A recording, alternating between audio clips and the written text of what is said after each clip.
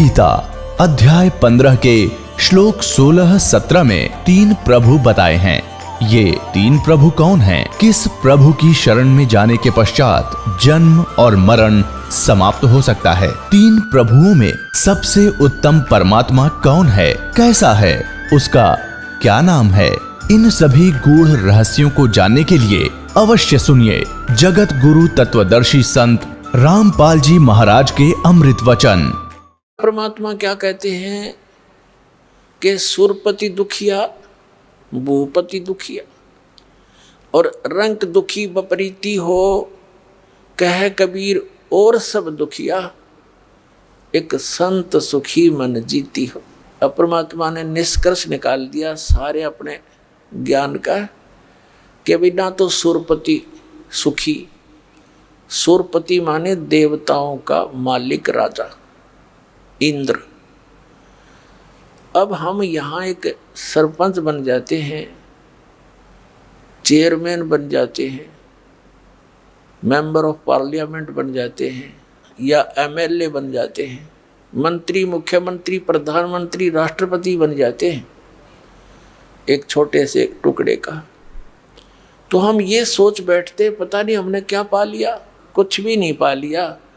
आपने तो अपना जीवन नाश कर लिया जब भक्ति नहीं करते तो, या भक्ति नहीं कर रहे तो पूर्व जन्म की वो पूंजी जो आप लेकर आए थे, धन श्वासों का, मनुष्य जीवन के श्वासों का, उसका नाश कर दिया और ये खाक उपलब्धि कर ली। और एक पल का चैन नहीं। मुख्यमंत्री की देख लो इतिहास सारे दिन, प्रधानमंत्री का देख लो, एक पल का चैन नहीं इनको। हमने दिखे बड़े सुखी। तो पुण्यात्माओं, यदि भक्ति करनी है, इन संसारिक चोचला तो अपने दूर रखना पड़ेगा। एक का काम होगा। परमात्मा कहते हैं पिया चावे प्रेम रस, राख्या चावे मान, एक म्यान में 2 खड़ग, कदे देखी सुनी न कान। यदि तू प्रेम रस पीना चाहता है, यानी परमात्मा पाना चाहता है, सतलोक जाना चाहता है और साथ में यहाँ की मान बढ़ाई ये बकवादों को भी चाहता है, तो कभी नहीं होगा। ठीक है, जैसा करोगे वैसा मिल जाएगा, लेकिन जिस उद्देश्य के लिए दास प्रयत्न कर रहा है और भगवान ने आके किया था, उससे आप फिर वंचित रह जाओगे। तो यहाँ संसारिक सोच लागना हमने कभी सपने में भी नहीं देखा है। कहते इंद्र दा राज काग दा बेष्टा। हमने तो कहते इंद्र स्वर्ग का राज्य भी काग की बीट टट्टी समझनी पड़ेगी जब हम सतलोक जा सकेंगे। और जिस सुख की प्राप्ति के लिए राजाओं ने राज त्याग दिए और हम उस राज के पीछे घूम रहे, तो हम भक्त नहीं है, हम भक्ति नहीं चाहते, बकवाद चाहते। तो दास आपको आज के सत्संग के माध्यम से यही संदेश देना चाहता है कि आप विद्यार्थी हैं पृथ्वी पर, आप मनुष्य हैं, मानव शरीर प्राप्त है बहन और भाइयों को। ये विद्यार्थी का काम यहाँ बकवादों में नहीं लगना। यहाँ सत भक्ति करके आपको यहाँ की किया हुआ वर्क डन, इसका बेनिफिट उस क्षेत्र में मिलेगा जहाँ की तुम साधना ट्रेनिंग कर रहे हो।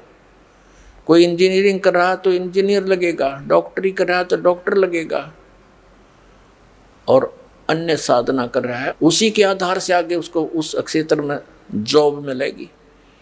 तो आप जी वो साधना कर रहे हो, आप विद्यार्थी हो, आपको सतगुरु मिल गया है, तो वो साधना मिल गई है जो सतलोक में आपको सदा सुखी करेगी। वहाँ जाकर फिर वापस नहीं आना होगा और वहाँ आपका ऐसा ही व्यवस्था होगी। अब यहाँ का जो कति अस्थायी डुप्लीकेट जुगाड़ है आपका, लेकिन आपकी बुद्धि इस ज्ञान से उठेगी, इस ज्ञान से ही यहाँ के इन सुखों से हटेगी, और तब हम ऊपर चलेंगे, सतलोक जा सकेंगे। तो जैसे दास कह रहा था कि ब्रह्मा विष्णु महेश की जो गुण हैं ये आपको प्रभावित कर रहे हैं, आपके बस की बात नहीं। जिस किसी ने भांग पी रखी है या शराब पी रखी है तो उसके बस की बात नहीं। अब वो जो गतिविधि कर रहा ऐसे ही करेगा। उसकी एंटीबायोटिक गोली टैबलेट दी जाएंगी, ट्रीटमेंट किया जाएगा, तो फिर वो उतर जाएगी भांग और शराब, फिर वो ठीक गतिविधि करेगा। तो अब जो परमात्मा दत्त ये ज्ञान है, कबीर भगवान द्वारा दिया गया जो ज्ञान है, इस मालिक की ये उनके मुख कमल से बोली वाणी है जो दास सुना रहा है स्पीकर की तरह। तो उस मालिक की वाणी में इतनी शक्ति है, ये बोली जा रही है, ये ज्ञान सुना जा रहा है, तो आपकी आत्मा के ऊपर जो वो नशा हो गया है वो हट जाएगा, कम हो जाएगा, समाप्त हो जाएगा, और फिर आपकी यहाँ से इच्छाएं हटेंगी, आप सीधे चलोगे। भांग उतरी, नशा उतरा, आदमी फिर तो ठीक बोलेगा, सब व्यवहार ठीक रखेगा। उस समय उसको मालूम नहीं तू माँ को गाली दे रहा है या पिता से बुरा बोल रहा है, कहाँ खड़ा है, कहीं नंगा पड़ा है। तो अब हम इस काल की भांगने पिए पड़े हैं। कबीर ये माया अटपटी सब गट आण अड़ी, और किस किस न समझाऊं या कुआ भांग पड़ी। तो ये परमात्मा का ज्ञान और ये भक्ति एंटीबायोटिक का काम करेगी। आपकी अब नशा उतरेगा भी, आप फड़कोगे एकदम, सचमुच क्या कर रहे हैं। पिछले इतिहास याद दिलाए जाते हैं कि यहाँ तो आप रह ही नहीं सकते। आप यहाँ देखो कितना आपके बच्चे हैं, परिवार है, माता है, पिता है, संपत्ति है, आप बिल्कुल सेट हुए बैठे हो और इस स्थिति इस भाव से रह रहे हो कि अभी अपना नंबर नहीं है। मृत्यु तो कभी कभी याद आती है, जब सत्संग में या कोई आते हैं या कहीं कोई मर जाता है, 10 मिनट उसने लकड़ी डालन जावे हैं, तब थोड़ा सा महसूस हुआ है भाई के ले गया यू। उल्टा मुंह होते चलो वो कोरोना, क्यों प्रेशर है इसके ऊपर, जीव के बस की बात नहीं। और याद रखे तो वो फिर के किला तोड़ेगा, याद रख के क्या कर सकता है। पेट लगा दिया करे बिना भरे नहीं, संसारिक इतनी मर्यादा बना दी कि ना करे तो फिर समाज में रह नहीं सकता। तो हमने काल के द्वारा हमारे ऊपर लादे हुए उस अननेसेसरी वेट को हमने पटक देना ही, रखना नहीं सिर पे। उसमें कौन कौन से हैं, ये बड़ी बड़ी कोठियां बनाना, 5-4 प्लॉट लेकर डाल देना इस आशा से कि घने हो जाएंगे और कल मृत्यु हो जाए, घने शर्मा मारेंगे हम। बच्चों को भी मार्ग पर लगावे, परमात्मा से जोड़ उसके बच्चों को आपका परम कर्तव्य बनता है। फिर मालिक आप रुखाड़ा होगा। कहते सिर सौंप्या गुरुदेव को, सफल होया ये शीस, नितानंद इस शीस पर आप बसे जगदीशी। सिर सौंप्या गुरुदेव का, भगवान के निमित्त कर दिया, बच्चों को नाम दिवा दिया, सिर सौंप दिया, और कौन सा काट के थोड़ा चढ़ाना है। यानी अपने परमात्मा पर समर्पित हो जाना, उसमें एक ही भाव समझना। अब जैसे एक आश्रम के अंदर कुछ 5-7 भक्त रहा करते थे, गुरुजी उनको शिक्षा दिया करते थे कि भाई भक्ति मार्ग के अंदर गुरुजी के वचन को पालन करना अनिवार्य होता है। चाहे आपने अपनी क्रियाएं अच्छी लगती हो, पर गुरुजी मना कर देता है तो आपने तुरंत त्यागनी होंगी यदि मोक्ष और भक्ति लाभ चाहते हैं। भाई जो गुरु बचन पे डट गे रकट गे फंद 84 के। भाई जो गुरु बचन पे डट गे रकट गे फंद 84 के। कट गे फंद 84 के, रकट गे फंद 84 के। भाई जो गुरु बचन पे डट गे कट गे फंद 84 के। वस्तु मिली ठोड़ की ठोड़, मिट गई मन पापी की दौड़। वस्तु मिली ठोर की ठोर, मिट गई मन पापी की दौड़। भरम मिटे मथुरा काशी के, भरम मिटे मथुरा काशी के। भाई जो गुरु बचन पर डट गए कट गए फंद 84 के। ऐसी शिक्षा दिया करता था। एक दिन उस गुरुजी ने सभी शिष्यों को बुलाया और कहा, पहले तो ये प्रवचन किया कि भाई गुरु की आज्ञा का पालन करने वाला शिष्य सफल होता है, और गुरु की आज्ञा की अवहेलना करने वाला असफल होता है। फिर कहने लगा भी एक काम करो, तुम मेरे सिर में 5-5 जूते मारो। सभी साथ साथ बैठे थे, सुन्न हो गए, सामने देख नहीं रहे, नीची गर्दन कर ली। तब गुरुदेव ने फिर कहा भी मैंने आपसे क्या बोला है, गुरुजी की आज्ञा का पालन करना चाहिए।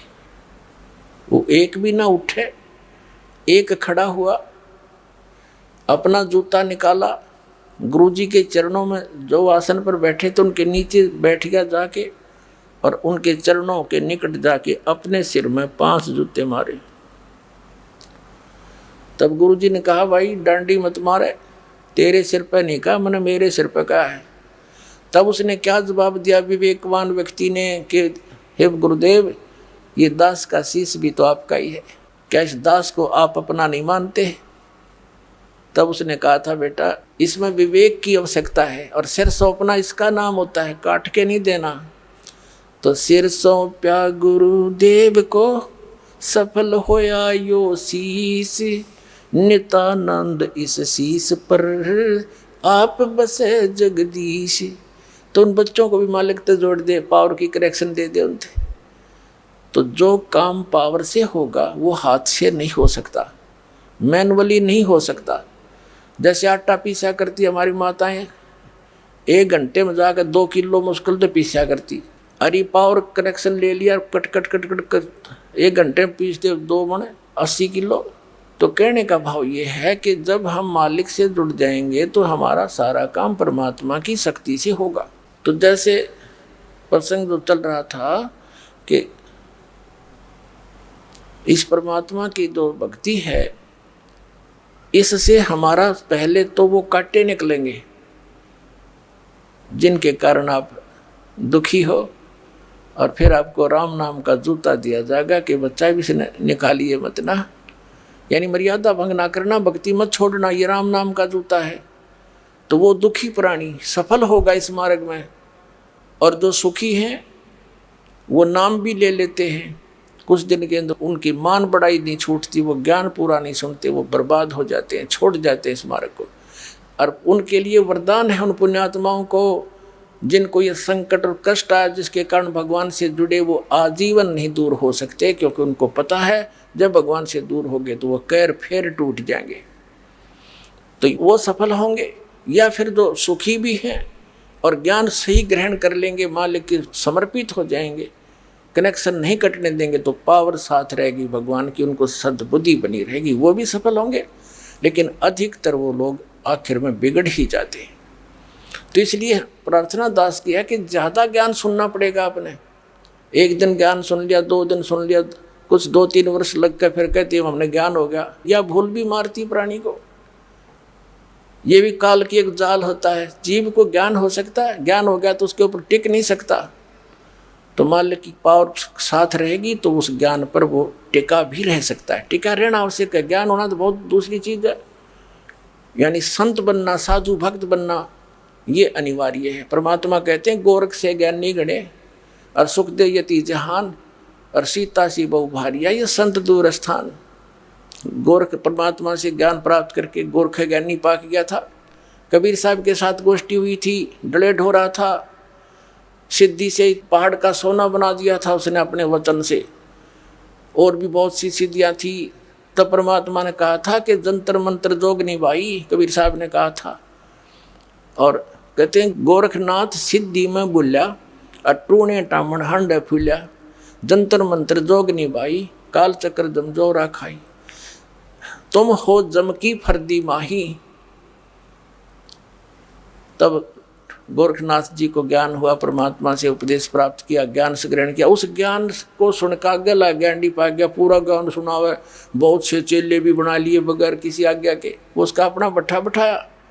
और ज्ञानी कब आ गया? भाई गोरख जैसा ज्ञानी नहीं, मालिक से ज्ञान प्राप्त करके आप प्रभु में बैठे। या बीमार खावा हमने 10 बाबा करणी मिल जाएंगे, बड़ा भाई इसने तो सारे श्लोक गोट रखे हैं, इसने तो भाई कति सारे वाणी याद कर रखी है, वो टीटी पाक जाएगा, काल दाव लगा जाएगा, भगवान से कनेक्शन कट जाएगा, तो वो फिर सदा के लिए दुखी, फिर शुरुआत होगी इसकी। तो परमात्मा कहते हैं गोरख से ज्ञानी गणे सुख दे जति जहान, और सीता सी बहु भारिया संत दूर स्थान। जैसे भाई सीता जैसी सती पत्नी नहीं हो सकती, परमात्मा कही सीता बहुत गड़ी हैं, सती बहन बेटियां बहुत हैं, ये भी भूल मत करो। और सुखदेव जैसे यति बहुत हैं जो अपने धर्म कर्म पर ब्रह्मचर्य पालन का करते हैं।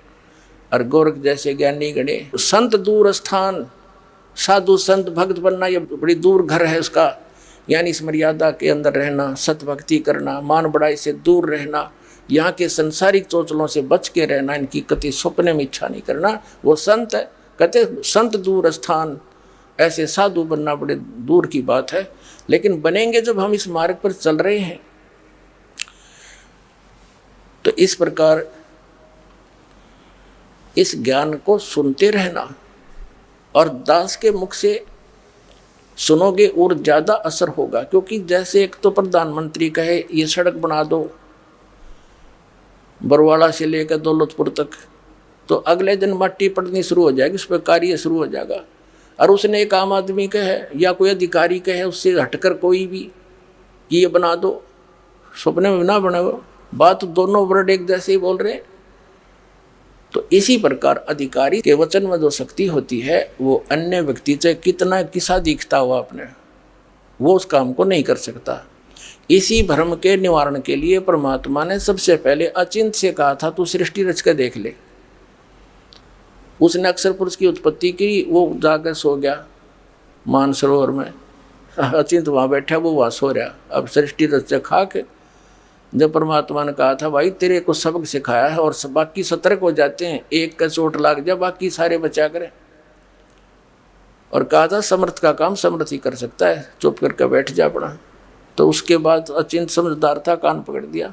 औरों को भी ये हो गया कि बकवाद करने से कोई फायदा नहीं, मालिक तो मालिक ही होता है, तो समर्थ समर्थ ही होता है। और जिस समर्थ ने इस दास को अपना प्रतिनिधि बना के भेज दिया, तो इससे जो काम होगा वो आम से नहीं होगा। इस पृथ्वी पर ये सत्कर मान ली, जो कितनी बात बनाता हो और कैसा कुछ करता हो।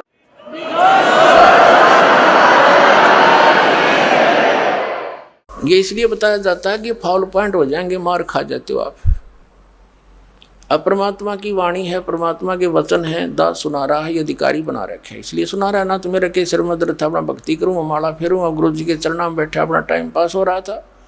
आदेश हो गया धनिका के नाम दिया करें। नाम देना कोई बालकों का खेल नहीं है, ये तो सबका अपना वजन सिर पर रखने वाली बात है। जो अधिकारी नहीं है तो अब जैसे एक कोई अधिकारी है, वो कितने व्यक्तियों को अपने घर पर नौकरी दे सकता है, एक ना रोटे उस पर एक भी नौकर है। और वो गवर्नमेंट का अधिकारी है, गवर्नमेंट की तरफ से उसको आदेश है कि आप इतने क्लर्क भर्ती कर दो, इतने टीचर भर्ती कर दो। तो वो कितने भर्ती कर दे उसका जिम्मेवारी फिर गवर्नमेंट, उसके तो साइन होंगे, साइन करने की के पेन और इंक भी गवर्नमेंट की होती है, और उसके साइन से उन बच्चों को वो लाभ मिलता है और सरकार देती है। तो दास तो एक साइन करनिया बना रखा है, यो नाम देने वाला। और इस दास से साइन कराने के बाद, उपदेश लेने के बाद, वह सच्ची सरकार आपको लाभ देना शुरू कर देगी। उसी दिन से आपका फिर सफलता मिलेगी और नहीं कर सकता। तो अधिकारी के बिना कोई भी काम सफल नहीं होता। इन अनअधिकारियों ने तो बैठा रखा मानव समाज का, और भगवान आए थे, इन अनधिकारियों ने, गुरुओं ने, बकवाद करनिया ने परमात्मा तक हमें पहुंचने नहीं दिया। और अब भी ये आगे आडे अड़ रहे हैं, पर अब इनकी बसावे को नहीं किससे की। देख लेना, मालिक का वचन है भी ये कि अब कोई इसके आगे नहीं अड़ सकेगा, इस ज्ञान के आगे टिक नहीं सकेंगे। और ज्ञान सब ज्ञान डी, कबीर ज्ञान सो ज्ञान, और जैसे गोला तो गायब करता चला मैदान। अब प्रसंग चल रहा है कि सुरपति दुखिया भूपति दुखिया, और रंक दुखी बपरीती हो, कह कबीर और सब दुखिया, एक संत सुखी मन जीती हो। अब सुरपति दुखिया यानी पूरे देवताओं का भी राजा, और पृथ्वी का तो गिनती नहीं, पृथ्वी का तो कोई राज ही नहीं उसकी तुलना में। और पूरी भूपति माने पूरी पृथ्वी का राजा दुखिया। और रंक दुखी बप्रीति हो, रंक भी दुखी, गरीब तो दुखी है, ये स्वाभाविक, उसको तो सबको पता हो, तो सारे कष्ट उसके ऊपर, गरीब के ऊपर। और जब वो भक्ति से जुड़ जाता है, मालिक की शरण में आ जाता है, सत भक्ति करता है, तो फिर वो रंक भी और वो राजा भी एक स्कूल के बालक, एक क्लास के विद्यार्थी हो जाते हैं और दोनों को समांतर लाभ मिलना शुरू हो जाता है। लेकिन परमात्मा कहते हैं कि संत सुखी मन जीती हो।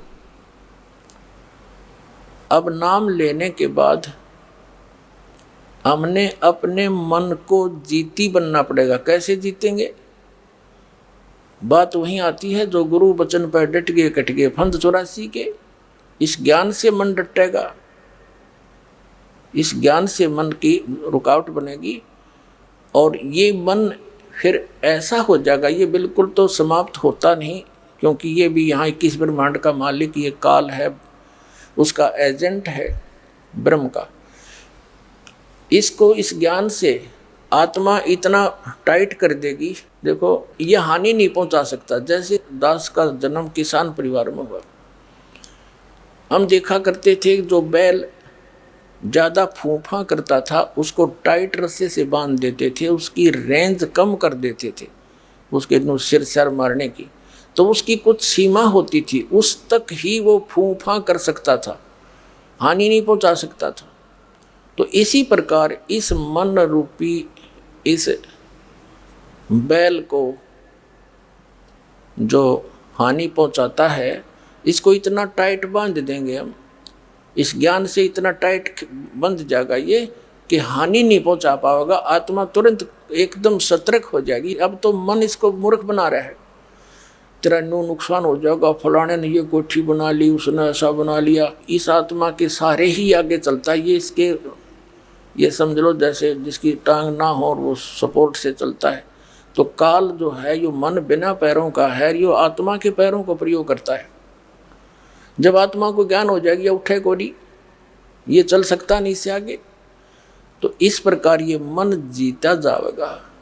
जैसे आगे गए ना बावड़े रहते भी सब जाही, बिन साहेब की बंदगी कहीं ठोर ठिकाना नहीं।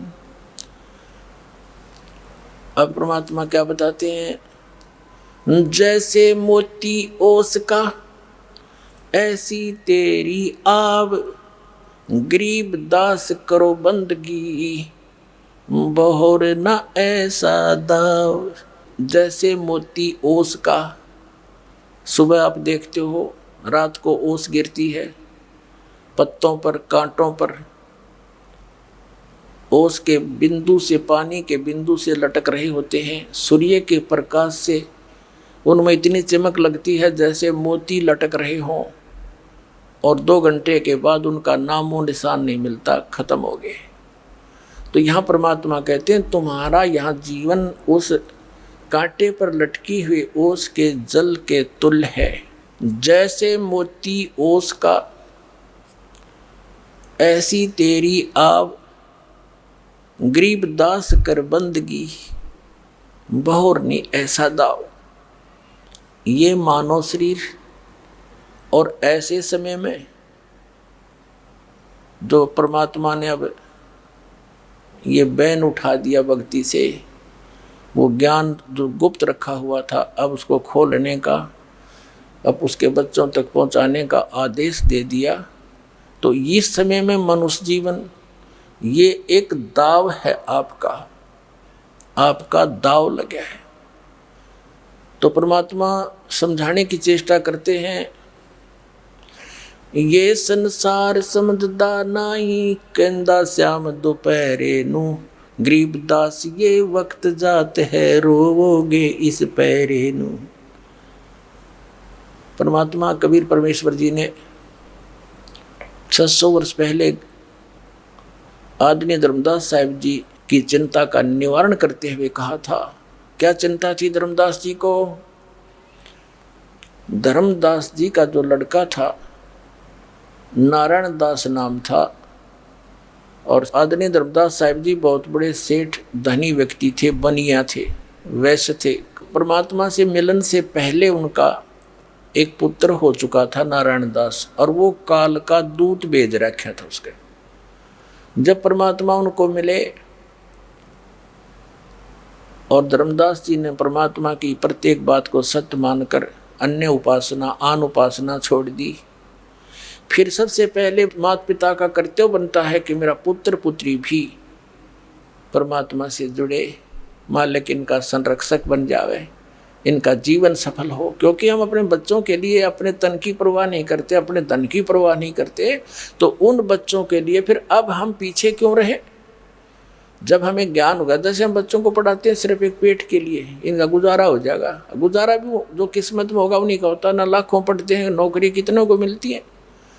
तो हमने अब वही फाइनल मान रखा, अब हम इसको फाइनल मानेंगे। ऋषि यहाँ भी सुखी, 2 रोटी चाहिए, एक छोटा सा एक कमरा ले ले, बनवा ले, चाहे 2 बना दे भगवान, उसकी मौज, वो तो दूसरी बात है ना। नीत नहीं रह गए बना, उनकी आवश्यकता अनुसार बनाओ और अपना ठाठ से भक्ति करे, पीछा छुड़ाओ और चलो, वहाँ मिलेंगे सुख।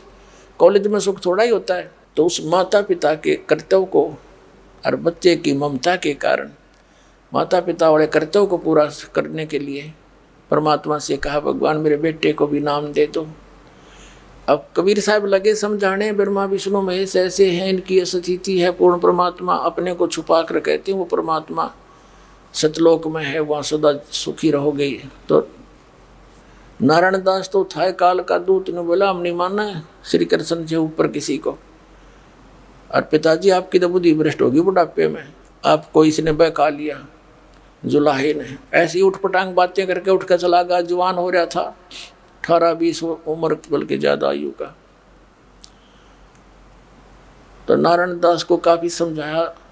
धर्मदास जी ने भी कहा, बेटा मेरी आत्मा है तो मुझे ज्ञान हो गया, मैं बालक नहीं, तो मेरी हर बात की आज्ञा का पालन करता था। आज तेरे के बिजली गिर गई, तू क्यों नहीं मान रहा मेरा।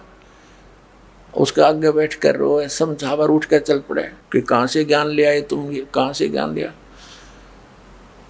तो अति चिंतित देखकर धर्मदास जी को परमात्मा ने कहा, धर्मदास क्यों चिंता करता है भाई, क्या बात है कि भगवान युद्ध दुश्मन पैदा हो गया, मेरा बेटा क्या होगा इसका, ये तो कुत्ता बनेगा, गधा बनेगा, सुअर बनेगा, योनिया भोगेगा। जब नहीं उसके ममता नहीं हट रही थी नारायण दास से, तो परमात्मा ने अपनी शक्ति से नारायण दास को बुलवाया और उसके सामने ऐसे कर दिया मालिक ने अपना आशीर्वाद भरा हाथ, और कहा धर्मदास देखो तेरे बेटे को। अब उसका असली रूप जो अंदर था, धर्मदास की दिव्य दृष्टि खोल दी और वो देखा, लंबे लंबे दांत, विकराल चेहरा। परमात्मा ने कहा ये काल का दूत है भाई, और तू मेरा हंस था बेटा, तेरे घर में पैदा कर दिया कि भक्ति नहीं करने दे। तेरे गल में जैसे पशु के गल में लठ बांध दिया करें रस्सी ते, पाया सा इतना लंबा मोगरा सा डंडा सा, वो चाल न चालन दे, चाल तो गट्टियां पर लाग गए पैरों में उस पशु के। कहते यूँ तेरे गले में काल ने यूँ बांध दिया, यूँ तेरी भक्ति में बाधा करना चाहता है। तो एकदम वो घबरा गया, धर्मदास जी घबरा गए कि ये तो सचमुच इसकी शकल देखते कलेजा फट जाएगा। तब धर्मदास जी ने कहा कि बेटा नारायण दास है, जा कर ले काम, जा कर ले काम। वो मानना उसने था ही नहीं, उठ कर चला गया नारायण दास। तब परमात्मा के चरणों में पड़ गया कि भगवान मेरा वंश तो काल का होगा सारा ही। तब उसकी चिंता का निवारण करते हुए भगवान ने कहा बेटा तेरा 42 पीढ़ी तक वंश चलेगा, 42 पीढ़ी। तब धर्मदास जी और बुरी तरह रोने लग गया कि भगवान इस काल के वंश तो ना चल रहा बढ़िया, हे भगवान मेरा तो काल का वंश होगा। तब परमात्मा ने कहा नहीं, तेरे एक पुत्र और मेरी आशीर्वाद से तेरा पुत्र होगा, उससे तेरा वंश चलेगा। अब उस समय उनके इतिहास में लिखा जीवनी में कि वो 86 वर्ष के हो लिए थे धर्मदास जी, 86 वर्ष के, और दोनों पति पत्नी घने वृद्ध हो रहे थे। तब उनके बात गले उतरे नहीं कि मेरी पत्नी का तो मासिक धर्म भी बंद 20 वर्ष से 30 वर्ष से, अरे ये कैसे होगा। यानी जैसे बच्चा उठा लेता पेन को, वो पूछता पिताजी क्या है, उसको कहते पेन है, वो कहता पेन है फिर भी कहता पेन है, वो स्वीकार भी नहीं करता, अस्वीकार भी नहीं करता, उसको रख कर चला जाता है और खेलने लग जाता है, पर उसकी बुद्धि ग्रहण नहीं करती ये क्या कहना चाह रहे। तो ऐसी स्थिति में धर्मदास जी ना करे ना स्वीकार करे। तब परमात्मा ने कहा विश्वास कर बेटा मेरे वचन पर।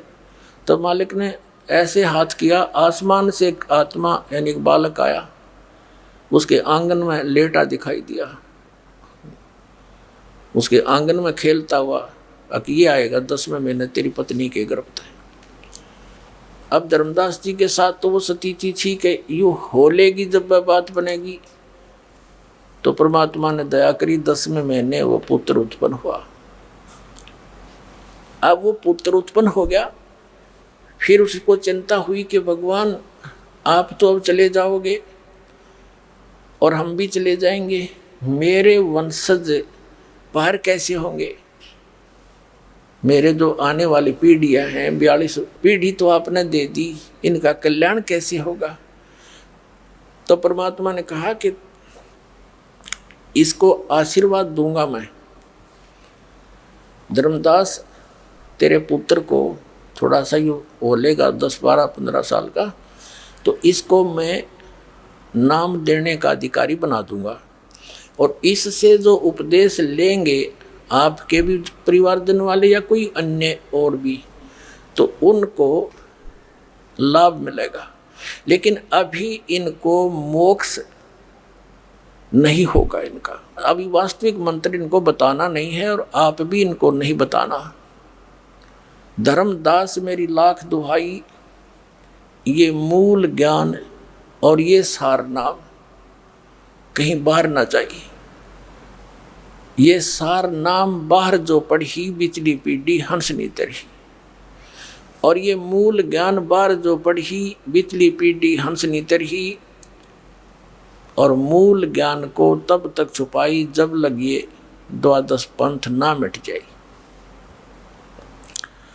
अब धर्मदास जी को यह चिंता बनी कि परमात्मा इनको ओरिजिनल मंत्र मिलेगा नहीं, क्योंकि परमेश्वर कबीर जी ने उस समय ये 5 मंत्र दिए थे। उस चूड़ामणि नाम था उस धर्मदास के गॉड गिवन सन का, परमात्मा के द्वारा दिए गए पुत्र का नाम चूड़ामणि रखा था। उसी को आगे चल के मुक्तामणि नाम से वो प्रसिद्ध हुआ। उसको मालिक ने अधिकार दे दिया था नाम देने का, केवल 5 नाम दिए थे। जो आपको हम प्रथम मंत्र देते हैं, इनमें से ये 5 नाम हैं बीच वाले। उस समय ये 7 भी देना अलाउड नहीं किया था दाता ने।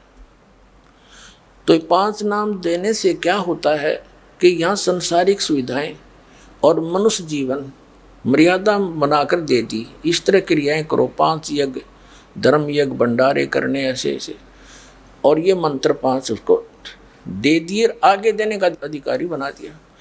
तो फिर परमात्मा ने कहा कि धर्मदास जब 6ठी पीढ़ी आवेगी ना तेरी, ऐसे गद्दी चलेंगी, 6ठी पीढ़ी वाला जो आएगा वो काल का दूत होगा, वो काल के दूतों के द्वारा भ्रमित कर दिया जाएगा, और वो फिर इन 5 नामों को खत्म कर देगा।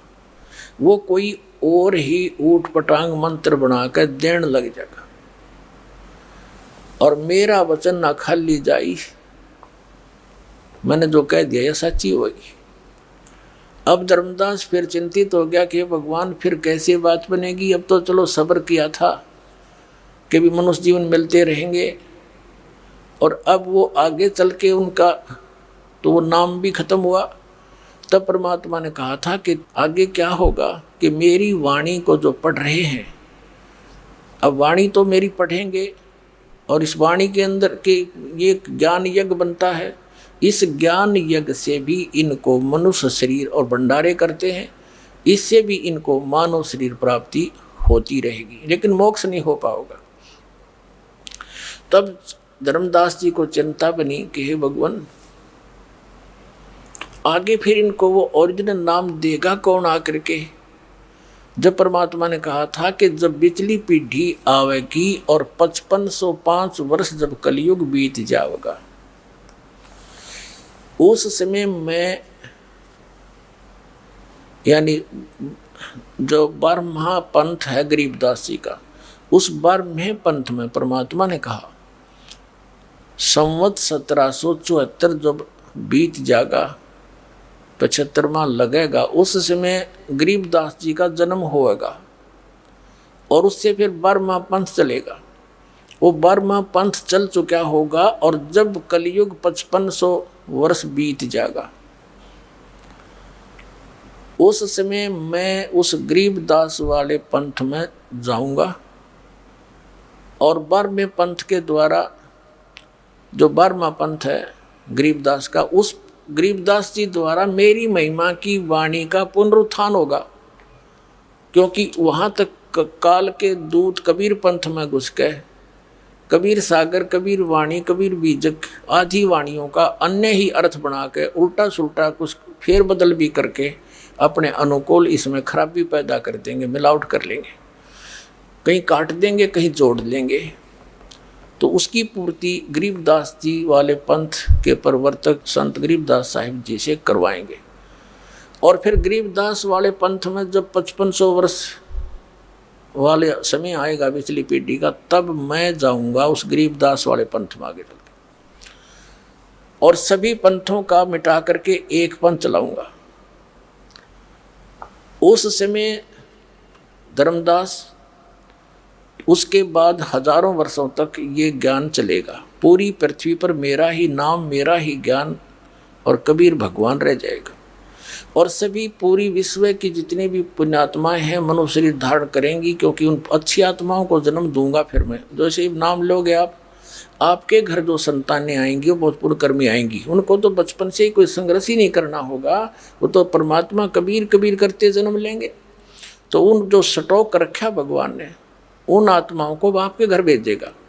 उनकी तो आपने किसी बात की भी चिंता करने की आवश्यकता नहीं, वो तो स्वयं ही, वो कहते हैं ना born with the golden spoon है, वो तो वो होंगे आपके घर पर।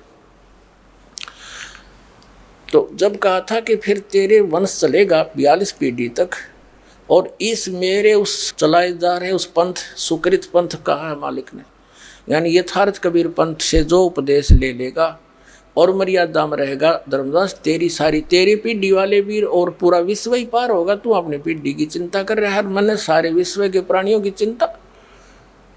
तो उस समय सबको मैं ये ज्ञान ऐसा दूंगा और ये नाम दूंगा। तो परमात्मा ने उनका दिल रोकने के लिए कि मैं आऊँगा ये कह दिया होगा, स्वयं ना है तो दास भेज दिया उसी पंथ में। अब ये कर दिया अज्ञान अंधेरा साफ। तो अब इस ज्ञान के आधार से आप जी ने इस संसार के चोचलों से वापस हटना पड़ेगा। आप अपने आप को एक विद्यार्थी समझें और सच्चाई समझो, या सत्य है कति 100 की 100 सत्य है। आप जो क्रियाएं यहाँ कर रहे हो अपना जीवन नाश करने की कर रहे हो, और जो कुछ भी आपको मिलना होता है वो प्रारब्ध में वैसे भी मिल रहा होता है। और अब आप उस समर्थ की शरण में आगे आपको आवश्यक जो वस्तु होगी आपके भाग्य में ना होगी तो भी देगा। तो सारी सृष्टि का पालक है, संचालक है, ये वो परमात्मा मिल गया। और मनुष्य जीवन केवल परमात्मा पाने के लिए ही है। बाकी यहाँ की सुविधाएं में जो जोड़ जुगाड़ में लग रहा है वो विद्यार्थी ठीक नहीं, वो भगत अच्छा नहीं। इंद्र दा राज कागदा बेस्टा, आराम सरपंच बनने की तैयारी कर रहे तो भगत हैं हम मंत्री मुख्यमंत्री की आशा लगाए बैठे, भक्त नहीं है। ठीक है, जैसे करोगे वैसा फल मिलता रहेगा। मंत्री जाप करोगे, धर्म करोगे, वो फल अवश्य मिलेगा, लेकिन उस मूल वस्तु से वंचित आप रह जाओगे, फिर फायदा क्या उसका? What is use? तो यहाँ क्या बता रहे हैं परमात्मा? होले सुहागण सुरता त्यारे, मालिक घर जाना है होले। होले सुहागण सुरता त्यारे, मालिक घर जाना है तेरा, सोने से खैर बरतारे, मालिक घर जाना है। इस आत्मा को कहते हैं होले सुहागण सुरता त्यार। तूने अपने पति के घर जाना है, अब सुहागन कौन होती है? जिस लड़की का रिश्ता हो जाता है, नाता जुड़ जाता है, सगाई हो जाती है, तो वो लड़की सुहागन होगी। और जिनकी सगाई नहीं हुई वो कंवारी है। तो सुहागन लड़की यानी जिसकी सगाई होगी, अर्थात जिसका नाता जुड़ गया पति से, तो वही तो पति के पास जाएगी। तो जिन्होंने उपदेश ले लिया इस दास से, ये आपका एक मीडियोकर मान लो बिचौलिया, आपका भगवान से, आत्मा का परमात्मा से नाता जुड़वाने वाला। अब जिस भी पुण्यात्मा का उस मालिक से ब्याह हो गया, नाम मिल गया, उससे नाता जुड़ गया, वह सुहागन होगी। और सुहागन ही जा सकती है, कंवारी जा नहीं सकती, क्योंकि कंवारी का नाता नहीं जुड़ा। तो जो अनुपदेशी है वो कंवारी आत्मा समझ लो, और जो सुहागन होगी उनको बता रहे हैं कि जाना है तो उसके लिए तैयारी करें। अब जैसे पहले दहेज प्रथा थी, कैसी परंपरा थी, हमने खूब देखा गांवों में, विशेषकर हरियाणा के गांवों में तो बहुत ज़्यादा व्यवस्था थी। हम क्या देखा करते, हमारी बुआ, हमारी बड़ी बहनें, जब उनका विवाह हुआ तो उनके लिए दूसर तैयार करवाया करते। दूसर यानी सेकंड टाइम, एक बार ब्याह में भेज देते थे बहन को, बेटी को, फिर दोबारा 1 साल के बाद ठीक रखी जाती थी। ठीक माने निर्धारित समय।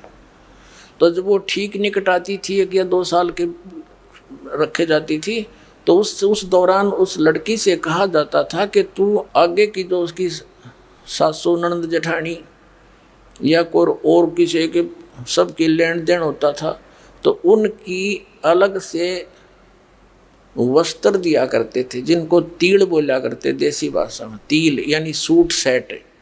उस तीड़ में क्या हुआ करता है, एक तक घाघरी हुआ करती भारा, मेरे ख्याल में 50 गज की एक का हुआ करती, गोड़ गोड़ करा के, और एक उसके ऊपर कुर्ता, एक उसके ऊपर चुंदड़ी यानी चोली, दुपट्टा कह लो आजकल। तो वो पूरा एक सेट को तीड़ बोला करते, वो ऐसे पैक करा करती नारी नारी।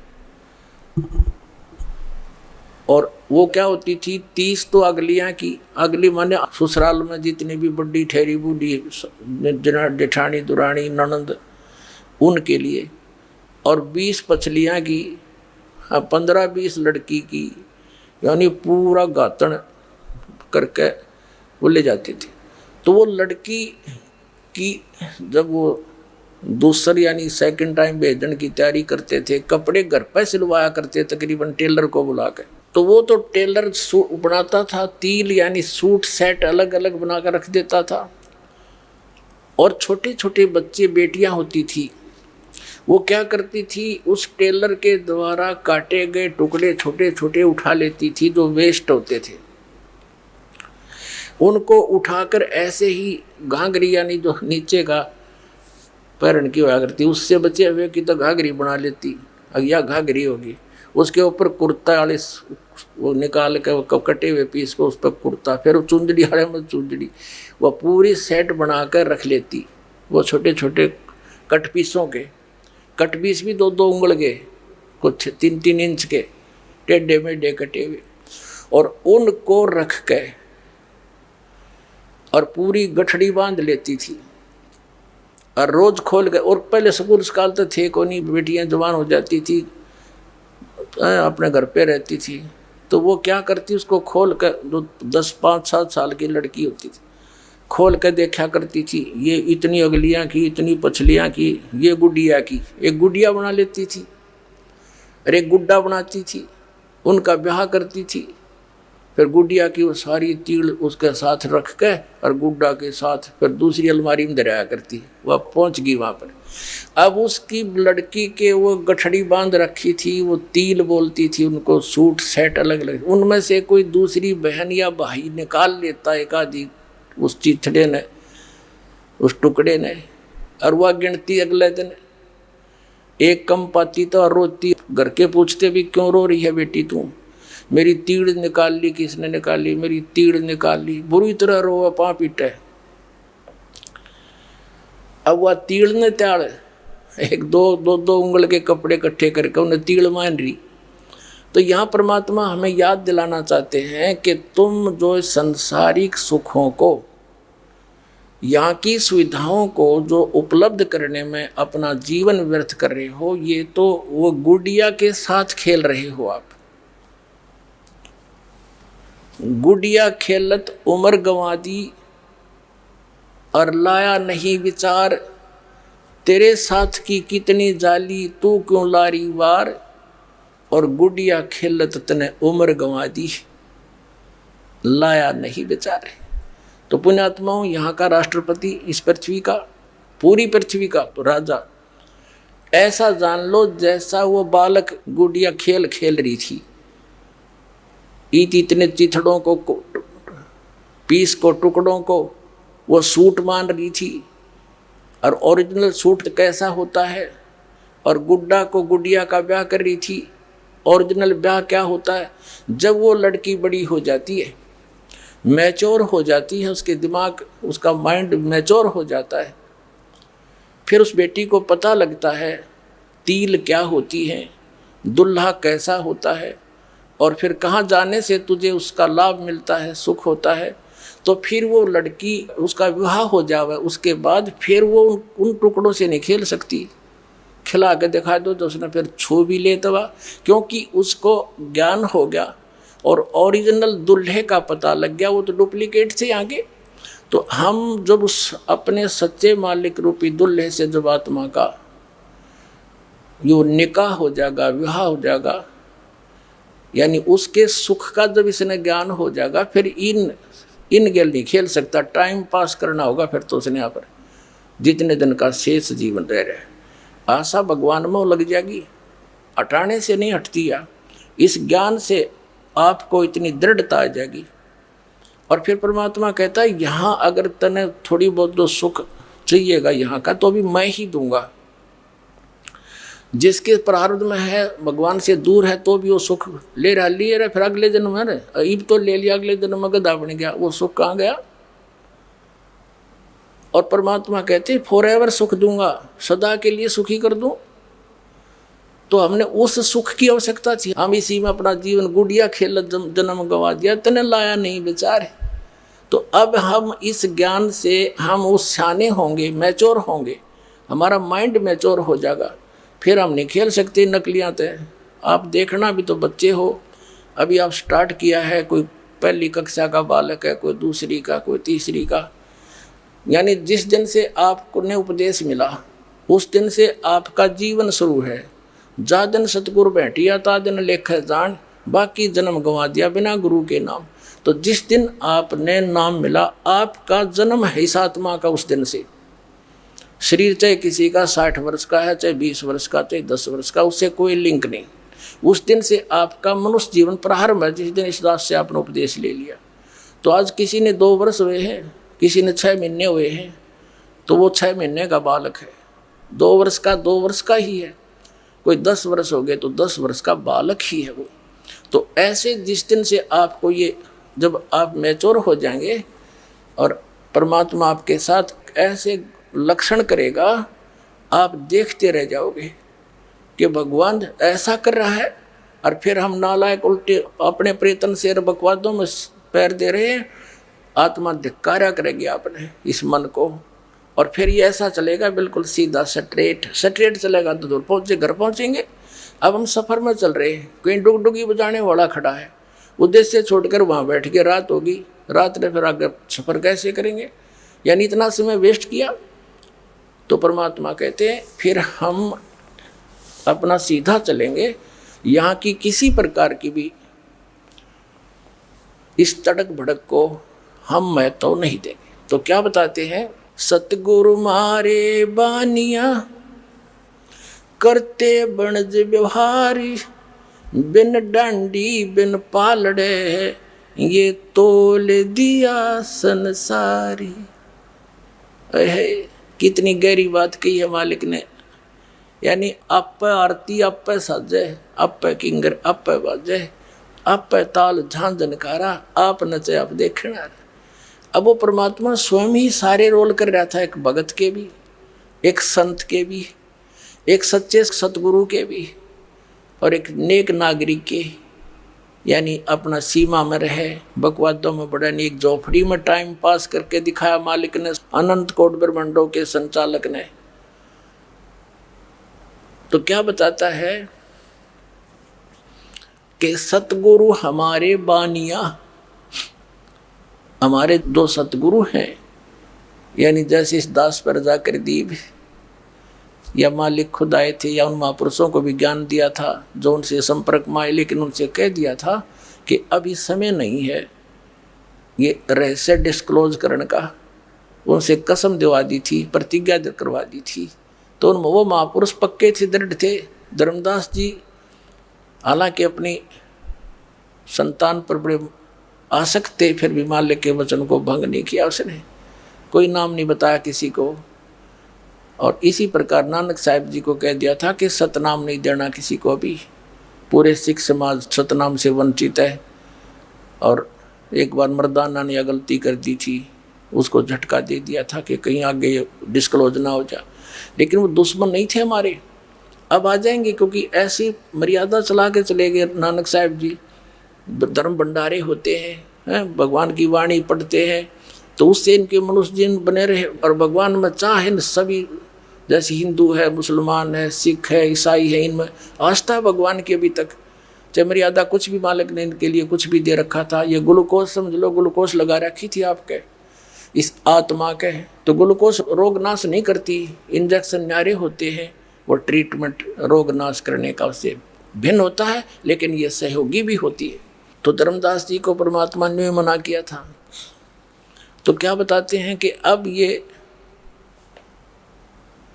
परमात्मा ने इस दास पर दया करी है, वो सर्जन बना के भेज दिया और कंप्लीट कोर्स दे दिया दास को। और इस कंप्लीट कोर्स के बिना यू जन्म मरण का रोग और सतलोक प्राप्ति ये संभव नहीं हो सकती। अब क्या बताते हैं, सतगुरु हमारे बानिया, ये जो ज्ञान आज दास आपको दे रहा है, ये दास का नहीं है, ये उस परम पिता का गॉड गिवन है, जो पहले खजाना दर गए थे छुपा के। अब दास को चाबी दे दी उस खजाने की, सार नाम की, तत्व ज्ञान की। अब दास ने खोल कर उसके बच्चों को बांट रहा है। अब भी कोई सोया पड़ा है तो मूर्ख है, अपने कर्म बिगाड़ेगा। उसको जगाने के लिए जगह जगह डंडोरा पीट रहे हैं, जगाने के लिए पुस्तकें बच्चे घर घर देकर आ रहे हैं, टेलीविजनों पर चल रहे हैं। और अब भी कोई सोया पड़ा रहेगा तो उसने घनी पी रखी है भांग इस काल की, तो उतरेगी। अब तो टाइम आ गया है, उतरेगी। टाइम अवश्य लगेगा, क्योंकि बुराई को फैलने में भी थोड़ा समय लगता है, लेकिन सतमार्ग दृढ़ता से चलता है, स्लो एंड स्टीडली चलता है। यह पूरा विश्व में जाएगा, मालिक का वचन है। तो क्या बताते हैं, बिन डांडी बिन पालड़ाई तोल दिया संसार। इन सभी ऋषि महर्षि नकली गुरु और मंडलेश्वर आचार्य और शंकराचार्यों के सब क्या तलाशी लेकर दिखा दिया आपको कि इनके पास क्या ज्ञान है और वास्तविक हमारे सदग्रंथ क्या बताते हैं। तो बिना डांडी और बिना पालड़े के सबको तोल कर दिखा दिया कि इसके पास क्या माल है, इसके पास क्या माल है। कहते हैं बिन डांडी बिन पालड़े तोल दिया संसार, सबको अलग अलग छान कर दर दिया, इनका पैमाना बता दिया, इनका वेट बता दिया, इनके अंदर कितना ज्ञान है इन लोगों का। फिर बताते हैं, कहे कबीर सुनो मेरी सजनी, इस आत्मा को कह रहे दाता कि सतलोक में जाओ, वहाँ लूटो अजब बहार। जिस सुख को तुम यहाँ खोज रहे हो वो यहाँ नहीं है, वो सतलोक में है और वहाँ पर सब सुख है। ये तो उसकी डुप्लीकेट समझ लो। जैसे एक तो सोने के बने हुए हों आभूषण और एक बना रखे हैं डुप्लीकेट लोहे के, ऊपर पीतल का लगा रखा है, तो इतना अंतर समझ लो। और कोई एग्जाम्पल नहीं जो उस मालिक के वहाँ के और यहाँ के देश के। तो यहाँ जो खिलौने हैं ये मिट्टी के बने हुए हैं, ये शरीर, वहाँ शरीर ऐसा ही है जैसा यहाँ पर है, एज इट इज। लेकिन वो मटेरियल न्यारा है, वो कभी नाश नहीं होता, उसमें कभी बुढ़ापा नहीं होता, मृत्यु नहीं होती। अब पुण्यात्माओं परमात्मा बतावे, और जिनको परमात्मा सतलोक लेकर गए थे उन वापे छोड़ा, उन्होंने वही ज्ञान दिया। और आज ये दास बतावे, हमारे सदग्रंथ इतिहास बतावे, और फिर भी विश्वास ना होगा तो फिर कद होगा भाई आपके।